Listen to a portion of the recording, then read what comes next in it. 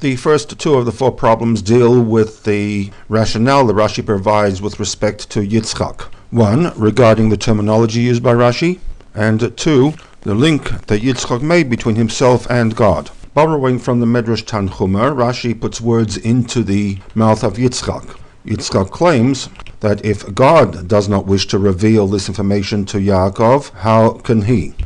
If we take the statement made earlier that the brothers were mishatef, made God a partner in this conspiracy of silence, then for all intents and purposes there was a prohibition against HaKadosh Baruch Hu to reveal this information. As such, the term used by Rashi that Eino Rotzeh Legalot Lo, which suggests that God could have but chose not to, is at odds with the existence of such a prohibition. The use of this terminology undermines the assertion that God was a partner in this conspiracy. Which leads to question number 2. If we are to accept that God was prohibited from revealing the information to Yaakov, then Yitzchak's justification with respect to himself is no longer valid.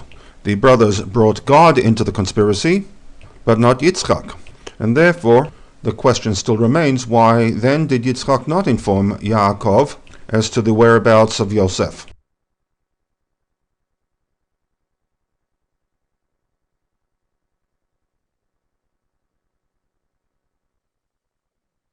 A CHEREM is serious business.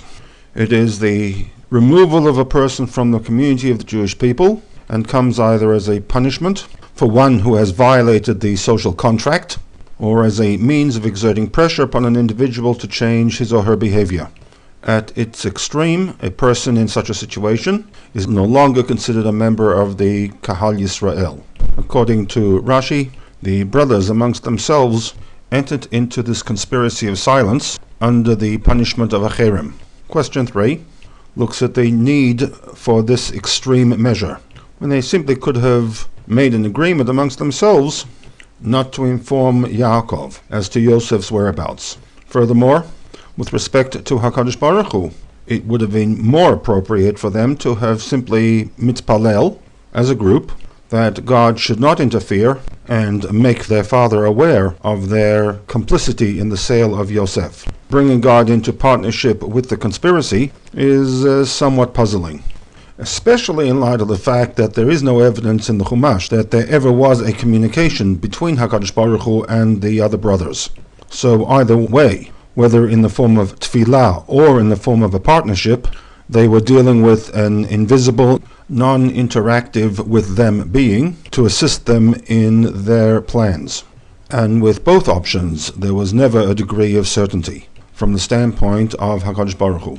Question 4 relates to the annulment of the CHEREM, or in this case, the lack thereof. A CHEREM remains in force until formally annulled by those involved in its implementation. From the standpoint of the Pshuto Shel Mikra, assuming there was this CHEREM, we do not find that the CHEREM was ever annulled prior to the brothers informing Yaakov that Yosef was still alive.